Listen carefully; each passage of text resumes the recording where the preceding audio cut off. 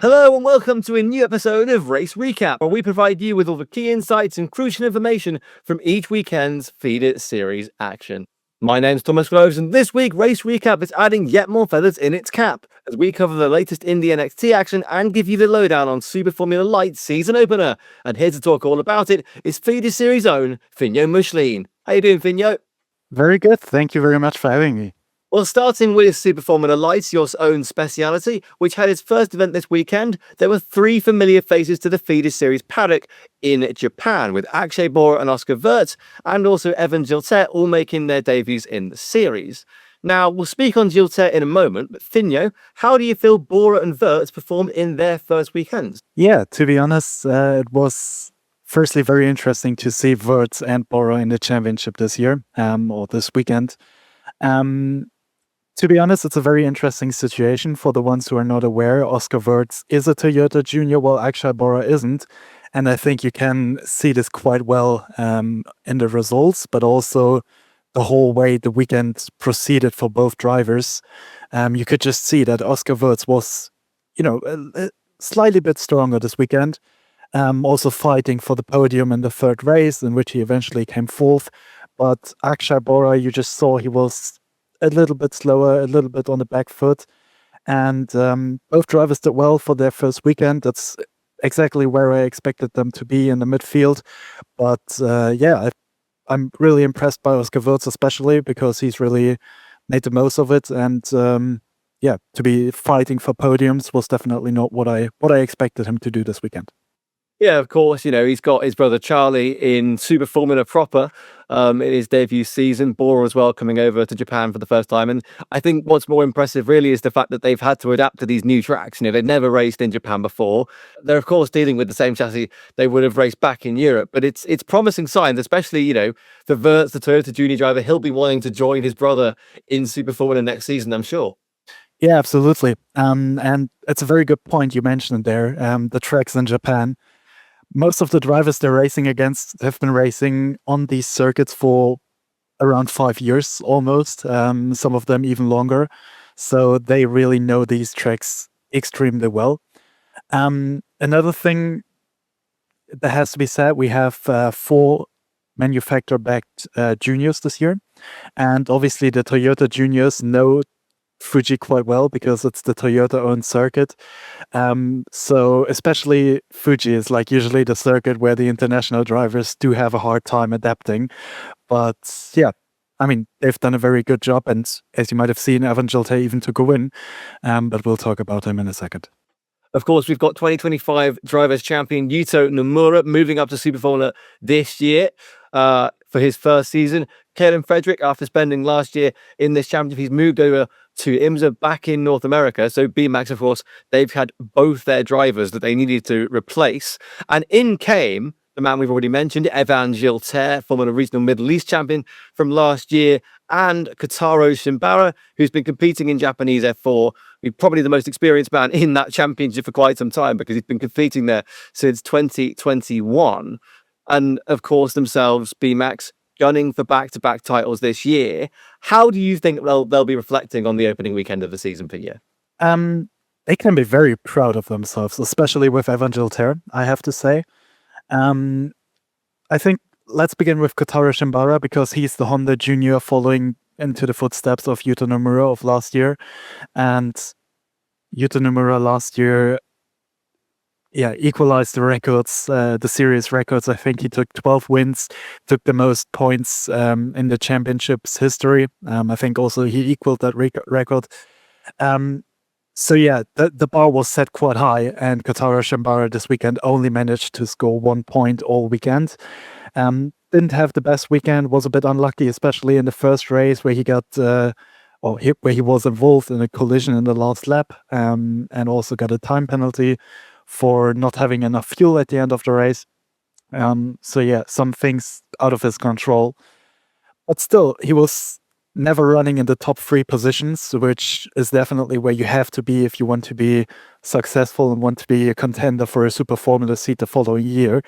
But that's exactly where Evan Giltert was running, and that's exactly where, well, I was kind of expecting him to be, although this is all but a given because Evan is not a Honda Junior.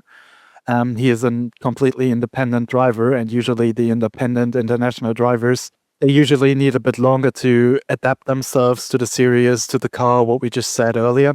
But yeah, Evan this weekend, amazing 3 races. He was third in the first race, and you saw him making a lot of mistakes in the race. He had a lot of lockups, a lot of attempted overtakes at places where you usually don't see overtakes, especially at Fuji in the final third technical sector.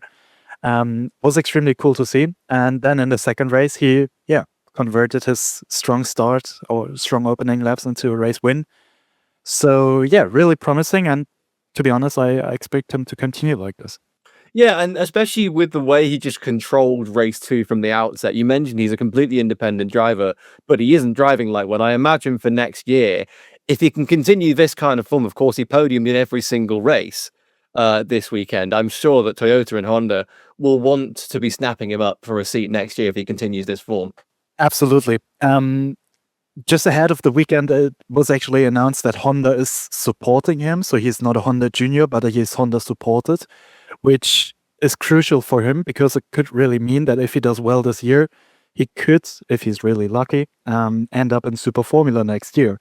And if we compare this with the original path he tried to go, the classic European path via FIA F3 and Formula 2, the chances that you step up to Formula 2, especially with a low budget, are extremely low. So if he really ends up in Super Formula, this path really turned out to be the better one in the end. So I would love to see it for him. Yeah, no, I mean, another thing that kind of is quite noticeable is that all 3 podium spots were filled by the same drivers pretty much in all 3 races. And that's something you very, very rarely see across motorsport, but quite fun in a way, because it seems like we're going to have quite the title fight, Finjo.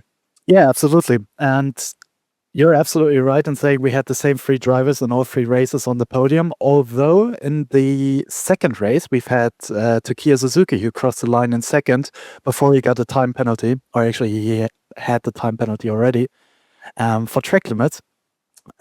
But we do not just have the 3 drivers fighting for the title, which are Yusuke Mitsui, Evan Gilter, and Kiyoshi Umegaki. It's also Takeya Suzuki, who I expect to be up there. So 4 drivers fighting for the championship is really cool to see. And I think it's also worth mentioning, obviously, we often like to talk about the international drivers, the drivers we know a little bit better. But we definitely have to talk about Yusuke Mitsui today because what he's done this weekend is simply incredible. Keep in mind he's racing for D-Light Works Racing, a relatively new team. They've only entered the championship for the first time last year. They've taken 1 podium finish last year. That was their highlight. And if you would have told me ahead of this weekend somebody's going to beat Tom's on the Toyota-owned circuit, I would have put my money on BMX, but definitely not D-Light Works Racing.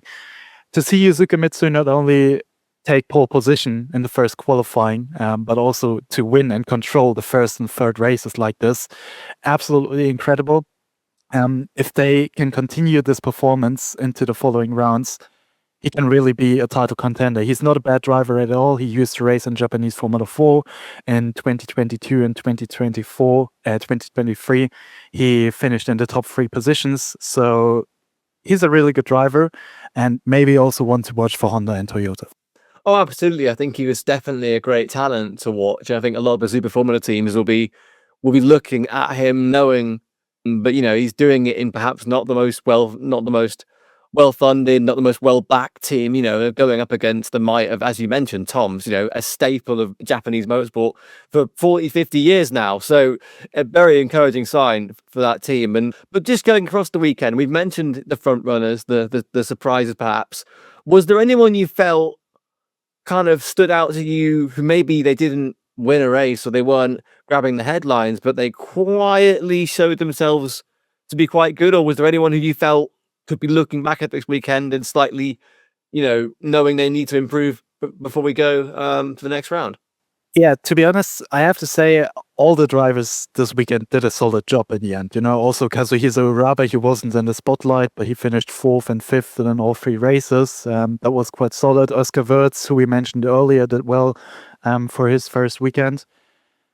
You know, there's no driver where I'm really saying they did a really bad job. They need to improve instantly. Two drivers I expect a bit more from this year. First one is Kotaro Shimbaro, as we said earlier. He's Honda Junior this year, the only Honda Junior. And I mean, if you go back the past 2 seasons, you see the Honda Juniors have won the titles, the past 3 seasons actually. So yeah, I really expect him to improve, and maybe he just had a difficult start, but to score just 1 point all weekend, that's simply not enough.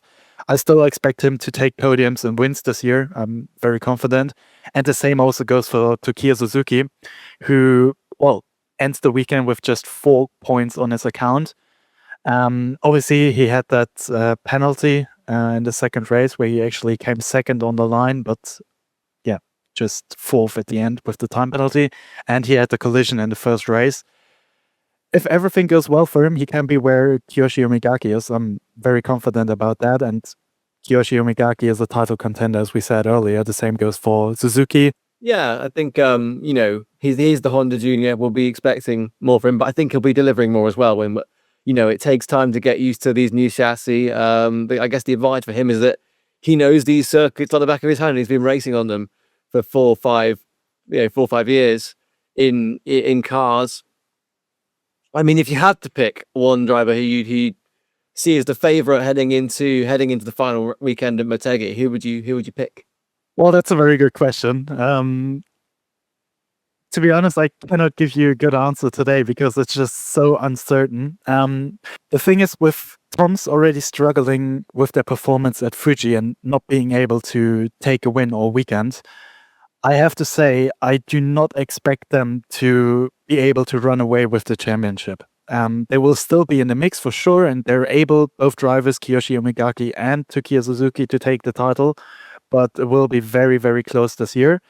Evan Gilter really impressed me. You saw how he developed throughout the weekend, how he improved, how he made less and less mistakes. So I'm going to say it's either going to be Umigaki, Suzuki, or Evan Gilter. I also have to say Yuzuka Mitsui, if he can continue this form, if he can continue this performance, he can also be a title contender. But like I said, it's very early in the championship. I think we'll have more answers when we reach halftime of the championship, maybe. Well, I'm sure we'll see more of Super Formula Lights when it continues its season throughout the year and it develops. I'm very much looking forward to seeing how Gilter and Mitsui can battle, and will Thomas be able to find some form again? There's a lot of questions that have been posed from those first 3 races. But over to the States now, over to Indy NXT, and the title battle over there is already hotting up. The series held its first of 5 doubleheaders this weekend. But here to tell us more about it is our very own Indy NXT expert, Vincent van der Hoek, for his take on all the action from Barber Motorsports Park. The Indy NXT doubleheader at Barber Motorsports Park gave us a new championship leader and a new Indy NXT race winner. In race 1, Nikita Johnson took the win after Alessandro De Tullio and Max Taylor collided whilst fighting for the lead of the race. Due to the collision between De Tullio and Taylor, Enzo Fittipaldi finished in 2nd and Timo Kaharczyk finished in 3rd. With his 2nd win of the season, 17-year-old Johnson has now equaled Colton Herta's record of race wins before turning 18 in Indy NXT. Johnson's first race win was in the opening round of this season in the streets of St. Petersburg, Florida.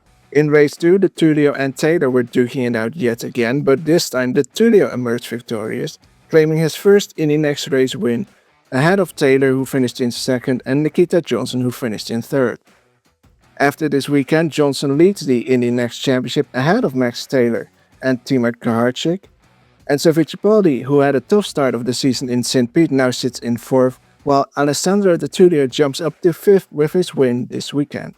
Indy NXT now goes on a bit of a break until the 2nd weekend of May, when they visit the Indianapolis Motor Speedway road course for another doubleheader. Great to hear from Vincent there. It was certainly an exciting weekend stateside in the Indy NXT Championship. And that is unfortunately all we've got time for on this super weekend on Race Recap. Before we go, a reminder that you can follow us on our website at fujiseries.net and our extensive social platform. And a huge thank you to Finjo for joining us today. And a huge thank you as well to Vincent for lending us his Indy NXT expertise as well. If you have enjoyed this episode, please don't hesitate to leave a review, comment, like, or follow to stay up to date with all things Feeder Series. But for now, my name's been Thomas Groves. You've been listening to Race Recap, brought to you by Feeder Series. And of course, make sure to join George on Thursday for a special episode featuring an interview with Aurelia Nobels as she prepares for her GB3 campaign. Thank you and goodbye.